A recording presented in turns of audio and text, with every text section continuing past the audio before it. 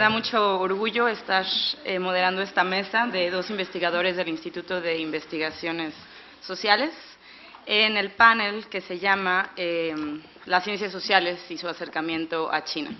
Entonces, sin mayor preámbulo, le voy a dar la palabra a la doctora Natividad Gutiérrez Chong con la ponencia La influencia de la etnicidad en la identidad nacional de México y en la unidad estatal de China. Muchas gracias.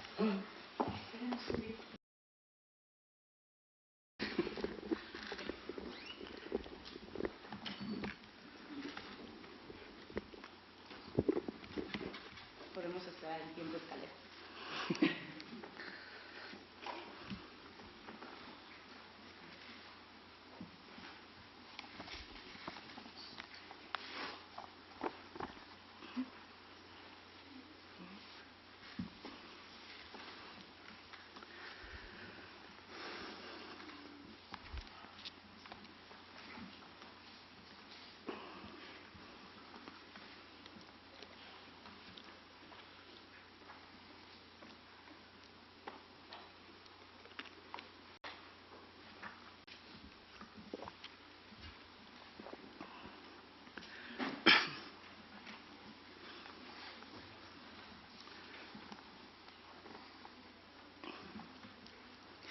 Bien. Primero que nada, un saludo muy cordial a todos ustedes y quiero felicitar a los organizadoras de este diálogo permanente México-China, que la verdad nos hacía ya mucha falta. Bien, China y México comparten un hecho histórico en común: la existencia en el Estado-nación de un número significativo de población étnica originaria. Para determinar e identificar quiénes forman esta población, se han usado criterios lingüísticos, como en México, o bien un conjunto de criterios que, además de la lengua, incluye al territorio, la identidad, la historia y la voluntad de adscripción, como ha ocurrido en la República Popular China. Esta ponencia demuestra que la etnicidad influye de forma contrastante. Mientras en México la etnicidad forma parte de la identidad nacional en apego a una estética mestiza nacionalista, en China la etnicidad es un punto de unión de amplios territorios fronterizos, habitados principalmente por población étnica, representando así una prioridad en la seguridad del Estado. La etnicidad es un concepto polisémico, pero es clave para entender las relaciones entre las poblaciones originarias, el Estado y la nación dominante.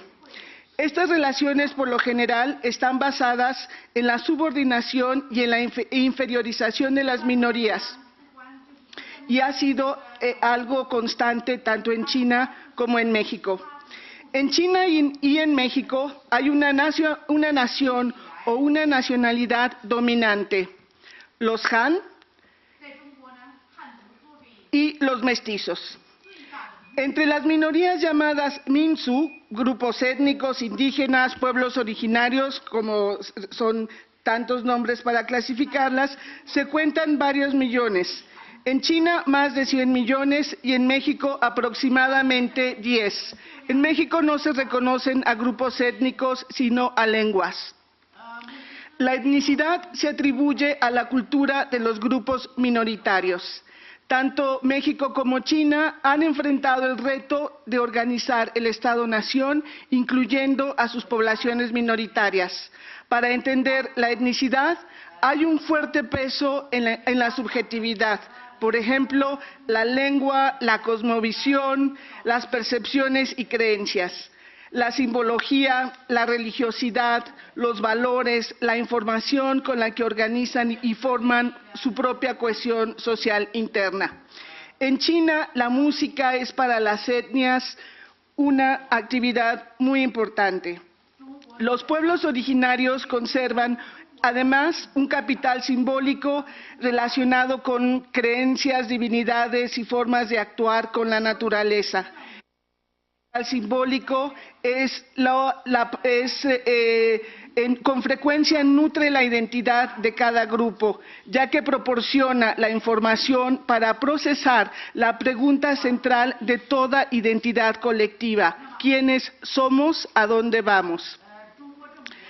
La etnicidad se reproduce al margen de las instituciones del Estado y su oficialismo. Las más evidentes son el sistema educativo estandarizado y los medios de comunicación, ya que estos no están bajo control de estas minorías.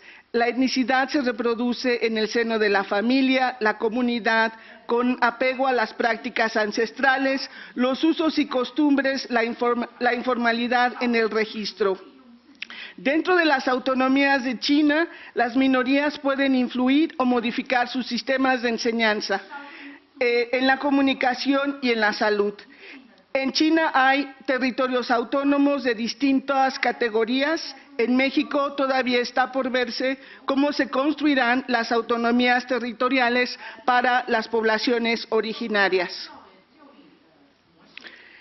La etnicidad de las minorías ha sido percibida por las élites gobernantes como un problema de atraso y subdesarrollo. Las poblaciones más pobres son étnicas y las que peores indicadores de desarrollo y calidad de vida muestran tanto en China como en México. En las primeras etapas del nation building se pensaba que la forma étnica de ser y la suma de etnicidades daba por resultado la heterogeneidad de culturas y lenguas, lo que debía ser combatido y corregido con políticas públicas de asimilación y aculturación.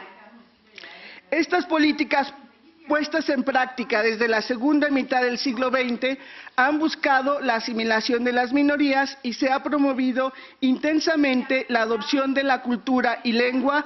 En el caso de China de los Han y en el caso de México, el objetivo ha sido la adopción del mestizaje. Las ciencias sociales y la etnicidad.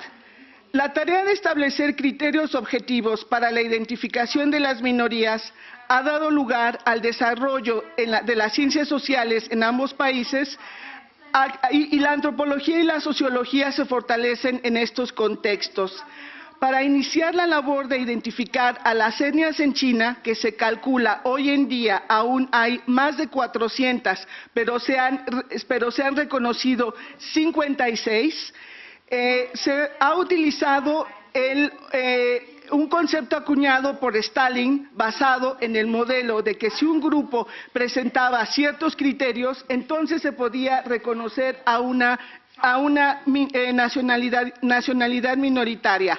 Todavía la definición de Stalin continúa inspirando a los científicos sociales y la definición dice así: es una comunidad de pobladores históricamente constituida, estable, formada sobre la base de una lengua común, territorio común, vida económica común y cualidad psicológica común, manifestada en una cultura común. El trabajo del reconocimiento de las minorías en China es un trabajo que todavía no está terminado y es un asunto de gran importancia, porque un reconocimiento significa la adquisición de derechos especiales. La Academia China ha concedido gran importancia a la ardua labor de investigación para llevar a cabo la diferenciación entre minorías. Resalta la labor del etnólogo y sociólogo muy conocido Fei Xiaotong, así como de Xi Lianzu, Pan Guandang y otros que realizaron exhaustivas etnografías para conocer a estas poblaciones. Con la comprobación de estos criterios utilizando medios científicos, fue suficiente para la acreditación de una etnia y su inclusión en la familia de nacionalidades. Hoy día, 47 de las 56 minorías que habitan aproximadamente el 50 y 60% de las fronteras de China. La estrategia socialista de incorporación, que no es suficientemente conocida a nivel global en tanto estrategia política oficial, tiene dos vertientes: un multiculturalismo de tipo afirmativo y una política de autonomía territorial. Ambas han estado en práctica por más de 60 años, hecho que poco toman en cuenta países de Norteamérica y Europa que ostentan de llevar a la práctica directrices multiculturales. El reconocimiento de las poblaciones originarias que hace México es por medio del criterio lingüístico. Baste decir que se es hablante de lengua indígena para entrar en esta clasificación. Recordemos que la sociedad mexicana, la lengua indígena es un factor de discriminación y por ende de ocultamiento. Así que en una última pregunta introdujo, en el último censo se introdujo, ¿es usted indígena aunque no hable una lengua? Y con esa pregunta hubo un incremento en la contabilización de indígenas alcanzando a los 15 millones. Bueno, ahora quisiera decir que en México la política para la política étnica se conoce como indigenismo, que surge a finales de los años 40 y es una política que se caracteriza por la forma de integrar, asimilar a los indígenas, pero los indígenas no deben de participar en este proceso. Es decir, aunque haya muy buenos profesionales o intelectuales indígenas, estos no son tomados en cuenta en la implementación de la política pública con respecto a los indígenas. En este sentido, China sí es importante porque existe una preparación y formación de cuadros de minorías que serán los que se van a encargar de administrar sus propios asuntos en el marco de las autonomías territoriales. Bueno, en México han sido numerosos los científicos mexicanos que han acuñado conceptos y teorías para identificar a la población originaria, proponer métodos de asimilación y actualmente para demostrar los efectos de un desarrollo adverso que no ha favorecido a los indígenas. El activismo indígena y sus luchas por el reconocimiento han sido acompañados en distintos momentos por sociólogos y antropólogos. Por ejemplo, Manuel Gamio, Guillermo Bonfil Batalla, Rodolfo Stavenhagen, por mencionar algunos. Bien, el Estado multinacional de China y el mestizaje mexicano. Ahora que hemos visto a rasgos generales qué es la etnicidad, voy a referirme ahora en los pocos minutos que me quedan a destacar cómo esta influye de manera contrastante tanto en la identidad nacional de México como en la Unión Territorial de China. La identidad nacional es un sistema de información muy complejo. Incluye una variedad de narrativas, mitologías, arquetipos y estereotipos. La educación estandarizada y los medios de comunicación, los rituales cívicos, la conmemoración de héroes y hazañas dan forma y contenido a esta identidad. La identidad se transmite de forma rutinaria, no es espontánea ni es ocurrente. Un componente inequívoco de la identidad nacional lo proporciona el mito del mestizaje mexicano, la célebre unión entre una mujer indígena y un hombre español al principio de la colonización, que idealmente es la pareja que da inicio a una población mestiza. Es el núcleo fundador de la nación moderna de México. El mestizaje porta la idea de que los indios deben convertirse en mestizos para superar el atraso y la pobreza. También el proyecto de crear una nación mestiza incluye una estética nacionalista fundamentada por el orgullo del pasado prehispánico y la utilización del arte, la cosmovisión, la música. Solo que esta forma de ser, la etnicidad, solo se tolera en la museografía que exhibe a los indígenas como maniquíes sin rostros, vestidos con sus indumentarias tradicionales y rodeados de objetos de vida cotidiana o ceremonial. La sala etnográfica del Museo de Antropología es un ejemplo de ello. Aquí es donde me refiero a que la etnicidad indígena es utilizada como un componente de identidad nacional. En China, la identidad nacional no incorpora elementos de las culturas minoritarias. Su forma de utilizar la etnicidad es de otra forma. Debido a la larga historia imperial de China, que anexó vastos territorios habitados por poblaciones no Han, las fronteras son el hábitat de numerosas minorías que podrían ocasionar fracturas y socavar la integridad y unidad del Estado chino.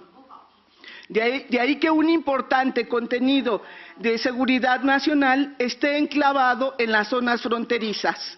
La lealtad de las minorías hacia el Estado juega un papel fundamental y una de las formas de lograr este difícil equilibrio son las autonomías y el derecho a la libre determinación, que es considerado como un sistema político básico. Las autonomías no son propuestas desde abajo, como los casos que conocemos en México, sino son constructos planificados a los que contribuye el Estado para las minorías. Así entonces, la etnicidad de las poblaciones originarias suministra en México originalidad y autenticidad, mientras que en China es un asunto estratégico para asegurar la unidad del Estado. Existe en México el artículo 2, que es un artículo que concede el derecho a la autonomía y la autodeterminación y la libre determinación, pero no existe hasta la fecha ninguna política pública que coadyuve en la construcción de autonomías para los pueblos indígenas de México. Por el contrario, existe una visión una política que impide que los indígenas tengan alguna capacidad de decisión, y esto continúa en la lógica de un asistencialismo y un paternalismo. Hacia los indígenas de México, la actitud es: hay que darles y ayudarles. En China, por ejemplo, tenemos el caso muy interesante del Comité de Asuntos Étnicos de la Asamblea Popular Nacional, y que con ello se puede decir que es una etapa importante en la construcción de las autonomías. Ahora, en los 5 minutos que me quedan, quiero decir que la manera de contrastar es la siguiente. Por ejemplo, ustedes recordarán que en la celebración de inauguración de los Juegos Olímpicos de Beijing en 2008, el izamiento de la bandera fue acompañaron al premier chino 56 parejas en edad infantil, ustedes los pueden ver ahí, quienes portaban la indumentaria de cada una de las etnias de la República Popular. Ante los ojos del mundo, el mensaje del Estado fue: China es un país formado por distintas nacionalidades y está unido. Cuando México celebró en el 2010 el bicentenario del surgimiento de su Estado, fue revelador que los pueblos originarios no fueron invitados a participar en la festividad. Sin embargo, los indígenas organizados usaron un espacio público prestado para celebrar la independencia a su manera. Bien, ahora quisiera tomar un minuto, porque no puedo terminar esta presentación sin decir que el Estado mexicano sigue demostrando una gran indiferencia y complicidad en dañar a la población indígena y a la población rural. Así lo demuestra el gran daño y el sufrimiento que se ha infligido a la sociedad mexicana y particularmente a los normalistas de Iguala. Estos hechos actuales, como universitarios, nos indignan profundamente. Gracias.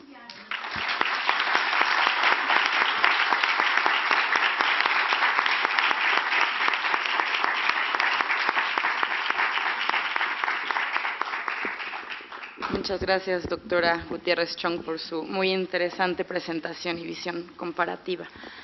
Ahora vamos a dar la palabra a alguien que no necesita mayor presentación, al doctor Roger Bartra, con su ponencia Una mirada sociológica a la China contemporánea. Muchas gracias. Muchas gracias por la invitación a asistir a este encuentro. Lo que les voy a leer, lo que sigue, son algunas reflexiones motivadas por un viaje de estudios a Beijing y a Shanghái entre el 23 de marzo y el 14 de abril de este mismo año. El propósito del viaje fue la realización de entrevistas con profesores dedicados a las ciencias sociales con el objeto de preguntarles sobre la situación política y social de China. Como ustedes saben bien, yo no soy un especialista en China de ninguna manera. Fui como un sociólogo, un antropólogo curioso por entender la situación actual de las investigaciones sociales en China. El viaje fue apoyado, fue de hecho organizado por el Centro de Estudios Mexicanos de la UNAM en Beijing, y allí recibí el apoyo decidido y entusiasta de su director, de Guillermo Pulido, y de Denis Aguilar, que en ese entonces se encontraba ahí. Y además de agradecerles a ellos todo el apoyo, quiero también agradecer mucho el apoyo que me dieron el embajador de México en China, Julián Ventura, y el entonces cónsul de México en Shanghái, Gabriel Terrés. Gracias a ellos pude realizar este viaje. Voy a iniciar mi exposición haciendo alusión a algunas prohibiciones con las que me topé en mi viaje. En Pekín, si el paseante quiere caminar desde la ciudad prohibida hasta la plaza Tiananmen, pronto se topa con unos policías adustos que impiden el acceso directo a través del parque. Es necesario dar una larga vuelta hasta una de las dos únicas entradas a la plaza que no están prohibidas al común de los mortales, donde hay una cola de centenares de personas. Hay que pasar por un control policiaco y detectores de armas. En la plaza, uno puede visitar el Museo Nacional, ver el cadáver momificado de Mao y contemplar su inmenso retrato colgado en la gran puerta construida en la época de la dinastía Ming. Hablar abiertamente del famoso movimiento estudiantil que fue sangrientamente reprimido el 4 de junio de 1989 en la plaza Tiananmen es algo que también se encuentra estrechamente vigilado y casi totalmente prohibido. Como les dije, mi viaje a China también tuvo como objeto conocer el estado actual de las investigaciones sociológicas en China. La sociología y la antropología fueron prohibidas también poco después del triunfo de la Revolución Socialista. Eran consideradas ciencias burguesas y se decretó que la enseñanza del materialismo histórico era suficiente para entender al mundo. Su práctica fue restaurada en los años 80 del siglo pasado y su enseñanza se extendió considerablemente. Durante las numerosas reuniones en que participé, pregunté a los académicos chinos si se interesaban por una de las preocupaciones centrales de la sociología, los movimientos sociales, y si se estudiaba el movimiento estudiantil de 1989 que acabó siendo masacrado.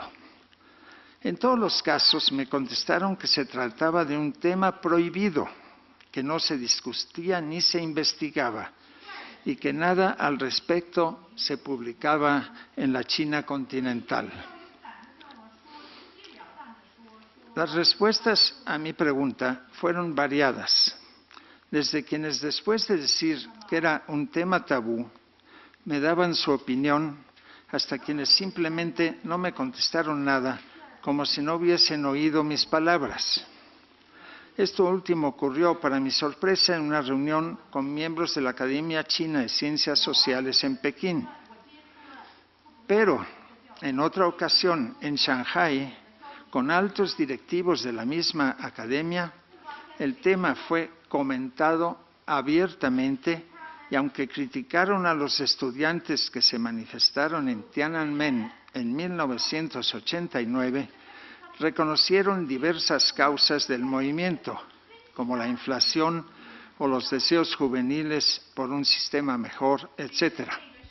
Y me explicaron que los estudiantes recibieron el apoyo de muchos profesores, empleados y funcionarios. En la opinión de algunos de ellos, si hoy ocurriese un movimiento similar, el gobierno respondería racionalmente sin recurrir a la represión.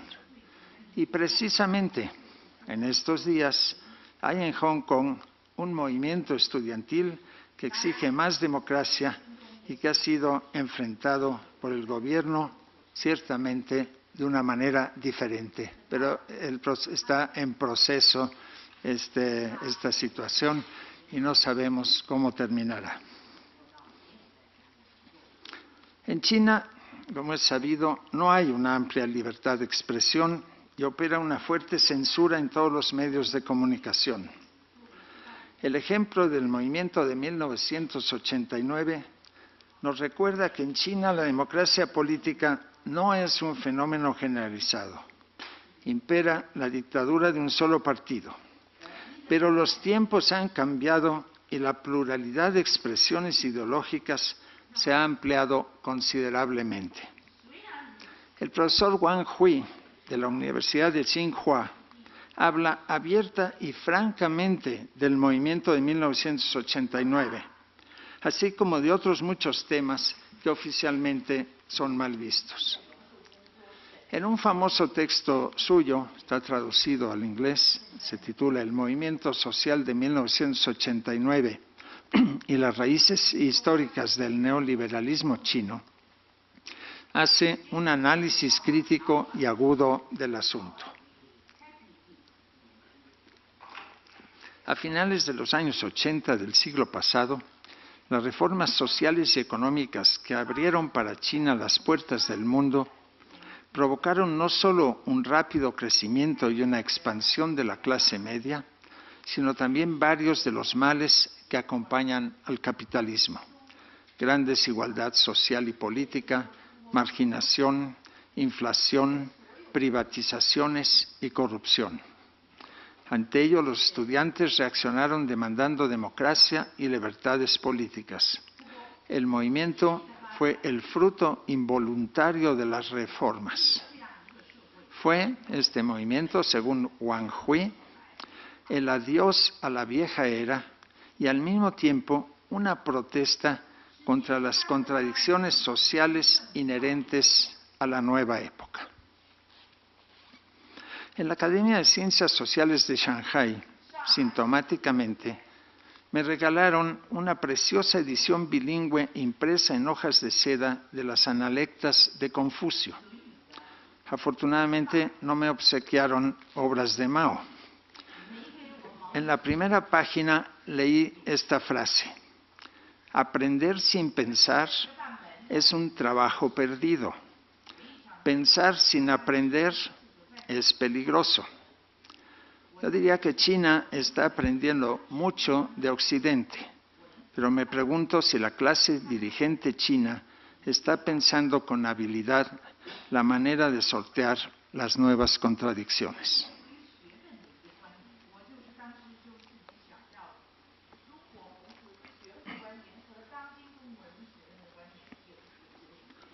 La nube de contaminación que suele ahogar a Pekín, a Beijing, como dicen ahí, puede ser una metáfora de la opacidad que oculta a una sociedad cuyos resortes se mantienen en el más oscuro secreto. ¿Acaso hay algo de cierto en ello? Pero al mismo tiempo resulta sorprendente descubrir que en China hay una intelectualidad y una academia extraordinariamente vivaces y animadas, cruzadas por constantes polémicas públicas y por expresiones políticas o ideológicas muy variadas. El panorama intelectual tiene hoy poco que ver con el monolitismo impuesto por el maoísmo en la época de la Revolución Cultural. La increíblemente rápida expansión de la economía de mercado y el tremendo dinamismo de un capitalismo industrial desenfrenado y culpable del smog que se respira casi todo el año en Beijing y en otras partes, desde luego, ha impulsado a muchos académicos e intelectuales a criticar los fundamentos y las consecuencias de las prácticas llamadas neoliberales.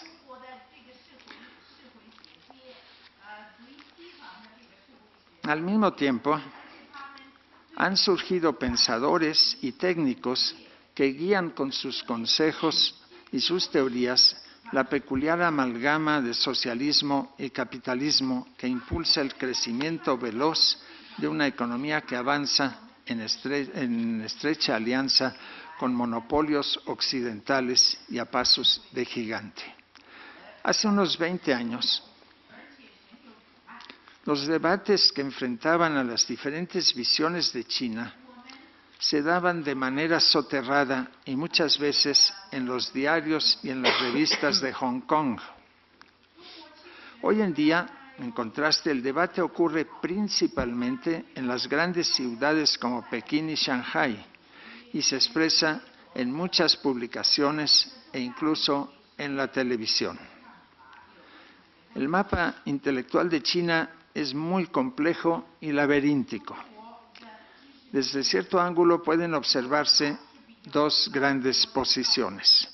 Algunos las denominan nueva izquierda y nueva derecha. Son las expresiones más conocidas y que más participan en la discusión pública. Luchan por influir en los terrenos del poder político, aunque en estos espacios no es fácil definir estas u otras posiciones.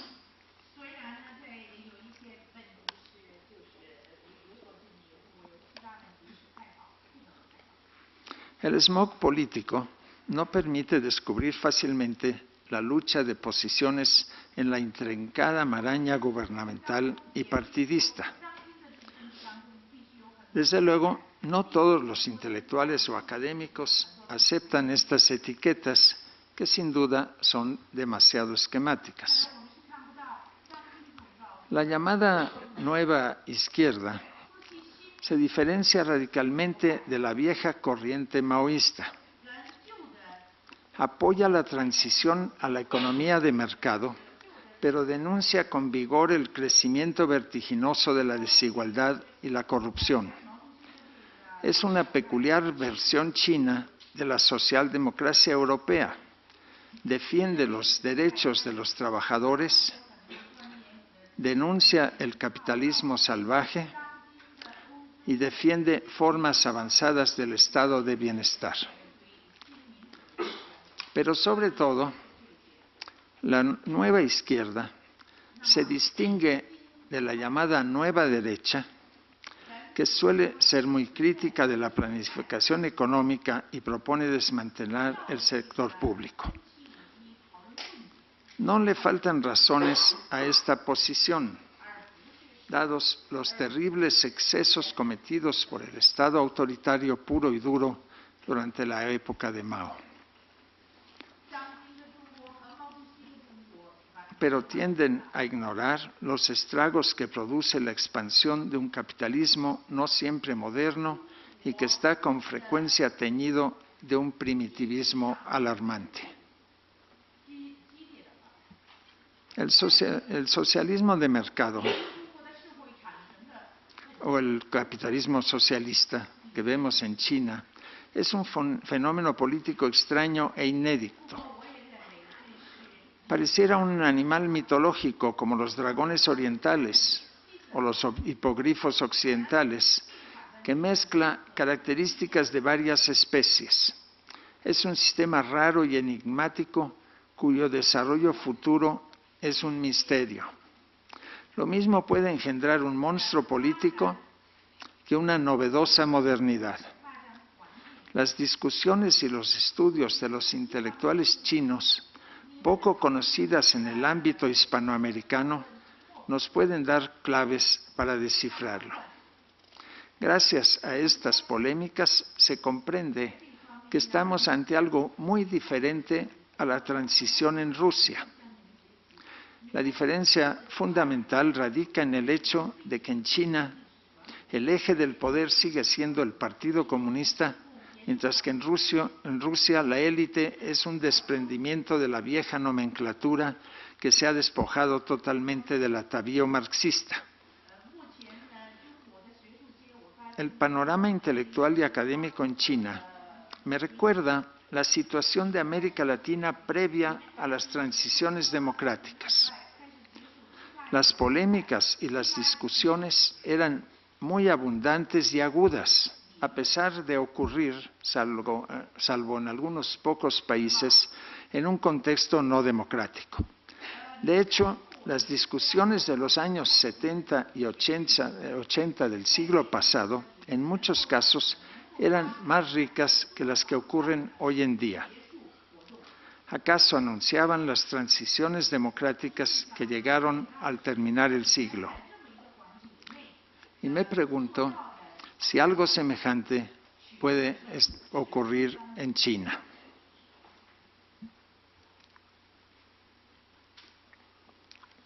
Mi viaje por China me deparó continuamente sorpresas. Después de hablar con decenas de profesores e intelectuales, me percaté de que hoy casi nadie en China habla de revolución.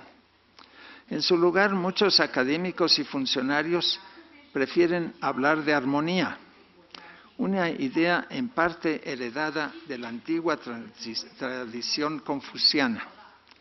No se habla, o se habla muy poco, de la lucha de clases, que muchos ven asociada a la nefasta época de la Revolución Cultural y del letal salto adelante, como fue llamado, que contribuyó a una hambruna que mató a millones. En una reunión con profesores de la Universidad de Estudios Extranjeros de Pekín, me explicaron que aunque el marxismo es la ideología oficial, ya se ha superado el periodo en que la equidad era más importante que la eficiencia. Me dijo el profesor Han Zhen que ahora la eficiencia es lo primordial y que la política se centra en la exaltación de la armonía y en el impulso a cambios paulatinos. No ocultó sus críticas a Mao Zedong, se excedió, dijo, y amuralló al país contra las influencias occidentales. Se refugió en un romanticismo de la revolución cultural como respuesta al caos en el mundo intelectual. Días después, en Shanghái, durante una reunión con dirigentes de la Academia China de Ciencias Sociales, ante mis observaciones sobre la evidente acumulación de riqueza en manos de unos pocos, me aseguraron que China es un país socialista, pese a las espectaculares apariencias de una clase opulenta y ostentosa y de los impresionantes rascacielos de Pudong. Me repitieron la fórmula oficial, que ya había escuchado decenas de veces. Se vive un socialismo con características chinas. Las famosas características chinas, me pareció, no solamente hacen referencia a las tradiciones confucianas, budistas o taoístas. Se trata muy especialmente de la aceptación franca y abierta de tecnologías, ideas y capitales de origen occidental. Y la pobreza no va con el socialismo, me decían. Hay que crear riqueza con métodos occidentales y con inversiones de capital transnacional. Las características chinas, por supuesto, incluyen la hegemonía total y absoluta del Partido Comunista y el peso decisivo de grandes empresas paraestatales. El socialismo con peculiaridades chinas suele ser definido como un socialismo de mercado. Pero en Shanghái todo parece indicar que es más bien un capitalismo impetuoso con características chinas, un capitalismo comunista, una economía de mercado dirigida por un partido comunista. Hay que decir, como ya me lo había advertido Wang Hui, destacado intelectual público y profesor, como dije, de la Universidad Tsinghua en Pekín, que está ocurriendo una privatización masiva de empresas del sector público. Las contradicciones sociales saltan a la vista, pero hay un sistema político muy sofisticado que gira en torno de un partido comunista al que están afiliadas decenas de millones de personas. Por ello, y por el acelerado proceso de cambio, el profesor Wang no cree que se pueda augurar un colapso del sistema en los próximos 10 años. El sistema se basa en delicados equilibrios de poder. No es previsible, dice, una transición a formas multipartidistas de democracia. Es muy posible que la explicación del rapidísimo crecimiento económico chino se encuentre precisamente en este extraño cóctel que mezcla comunismo, capitalismo y confucianismo, al que se agregan muchos otros ingredientes. La fórmula es compleja, pero no incluye un componente que en Occidente consideramos muy importante, la democracia representativa multipartidista. Esta ausencia no impide que China crezca a un ritmo vertiginoso y muchos creen que incluso la presencia central y aplastante del Partido Comunista es la clave del éxito. Ante la creciente y enorme brecha que separa a la élite empresarial de la masa del pueblo, especialmente en un país donde el marxismo es la teoría oficial, es lo raro. Se trata, sin duda, de una paradoja, pero responde a otro hecho fundamental. Durante los últimos 30 años que han contemplado la expansión del capitalismo, la pobreza extrema se ha abatido enormemente. Junto con ello, se ha producido un inmenso flujo migratorio hacia las ciudades y hacia la costa. Los centros urbanos están repletos de antiguos campesinos que ahora viven una existencia mejor. La gente se ha beneficiado de los cambios ocasionados por el extraño cóctel y no piensa mucho en la lucha de clases. El marxismo se ha vuelto una receta formal sin contenido. Muchas gracias.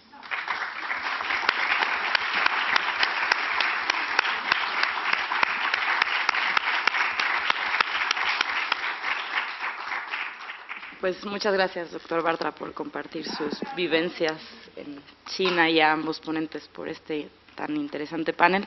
Y ahora tenemos algunos minutos para preguntas. Una por allá. Sí, buenas tardes. Gracias por su disertación, a ambos. Mi pregunta es para el doctor Bartra.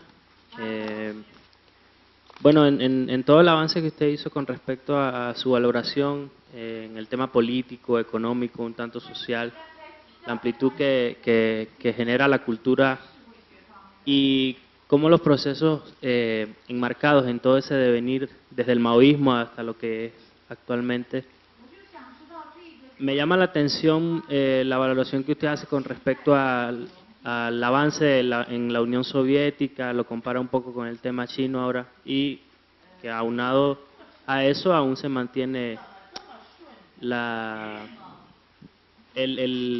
preponderancia del Partido Comunista Chino en los hilos del poder, ¿no? Me interesaría saber su opinión con respecto a la situación social actual que se vive en Hong Kong y el tema de la revolución de los paraguas. ¿Cómo es la situación desde su punto de vista, entendiendo que, bueno, a partir de que Reino Unido le devuelve el territorio a China, se crea como en el marco del tratado que hasta 2018 los habitantes de Hong Kong debían elegir a su representante, ¿no? Entonces, más o menos, ¿cómo ve usted esa situación en este esquema, entendiendo que Hong Kong es un área administrativa especial y con una capacidad económica bastante alta? Inmediatamente. Sí. Bueno, Yo no conozco, no visité Hong Kong, no conozco a fondo el movimiento, no soy un experto en China, pero a juzgar por todas las noticias que se reciben, estamos en un momento ahí de impasse. Al parecer las negociaciones o el diálogo se ha roto. El contexto, aunque yo lo comparé con el movimiento estudiantil del 89 que acabó en la plaza Tiananmen, sin duda la situación aquí es completamente diferente. La dirigencia china es nueva, es completamente distinta, ha aprendido muchas cosas y además está ocurriendo en el contexto de una sociedad muy diferente de la de Hong Kong, que ha tenido una evolución peculiar y que no se puede tratar de la misma manera que hace muchos años un movimiento en Pekín, sin duda alguna. Ahora, ¿qué es lo que va a suceder? Estamos a la mitad. Yo creo que va a ser muy importante que observemos cómo termina esta situación. Yo espero que termine con negociaciones, que termine, que los estudiantes comprendan que no tienen que amurallarse, que no tienen que cerrarse y que los gobernantes también comprendan que tienen que abrir muchos cauces a nuevas formas políticas, que es lo que están exigiendo los estudiantes. Sí, y ahora sí, aquí, por favor, nada más breves preguntas, porque no tenemos mucho tiempo. Bueno, es un comentario rápido acerca también de la comparación de Tiananmen con lo que pasa ahorita en Hong Kong. Bueno, creo que en realidad la reacción que hubo en China continental con estas marchas y protestas representa mucho el hecho de que, en mi opinión personal, no ha cambiado mucho. Si la gente no habla de revolución en China es por miedo, en mi opinión, en China continental. Por ejemplo, a partir de las marchas y todo eso, se bloquearon más redes sociales todavía para que no se pudiera compartir información acerca de lo que sucedía en Hong Kong. En China continental se bloqueó Instagram, además, y se han encarcelado a varios chinos que han compartido imágenes en las redes sociales chinas acerca de las protestas en Hong Kong. Entonces, yo creo que en realidad está prohibidísimo hablar de ello, ¿no? En general, ahorita. Y no creo que haya evolucionado mucho, o bueno, no lo sé, desde Tiananmen, en mi opinión. El profesor Zhang Xiping.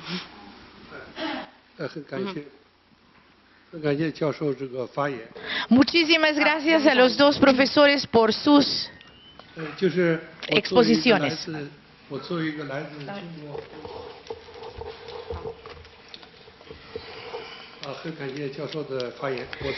Nuevamente, gracias a los profesores.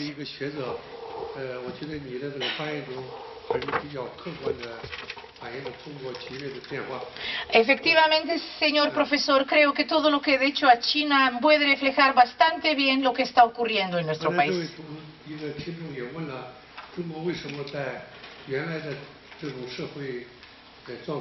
Hace un momento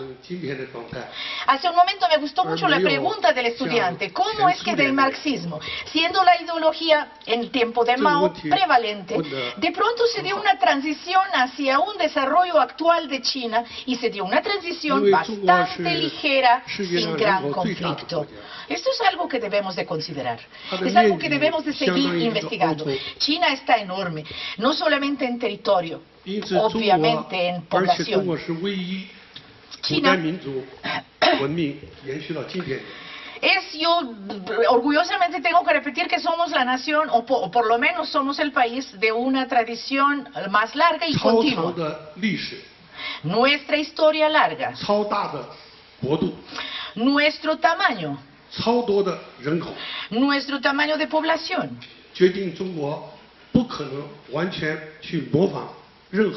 hace que nosotros no podemos darnos el lujo de copiar a nadie en el proceso del desarrollo. El modelo de la URSS, el modelo marxista de la URSS, o el modelo actual de Estados Unidos de América, de Norteamérica.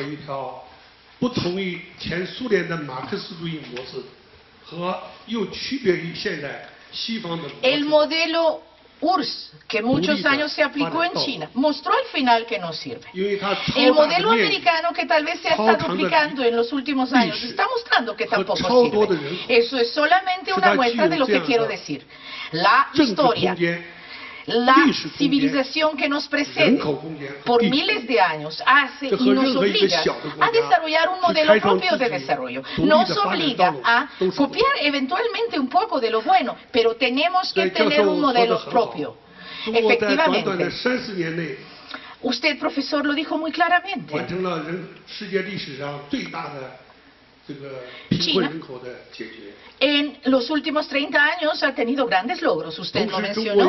Sacó de la pobreza a más población que muchos otros países. Sin embargo, al mismo tiempo está confrontando retos mucho mayores que cualquier otro país del mundo. Yo, ahorita, si alguien me pregunta si China ha tenido más éxito o más problemas, yo digo, estamos parejos. Con eso quiero decir que la apreciación que finalmente usted ha mostrado es muy correcta y nosotros estamos de acuerdo. El desarrollo de China se tiene que basar en la sabiduría china, no hay de otra. Gracias.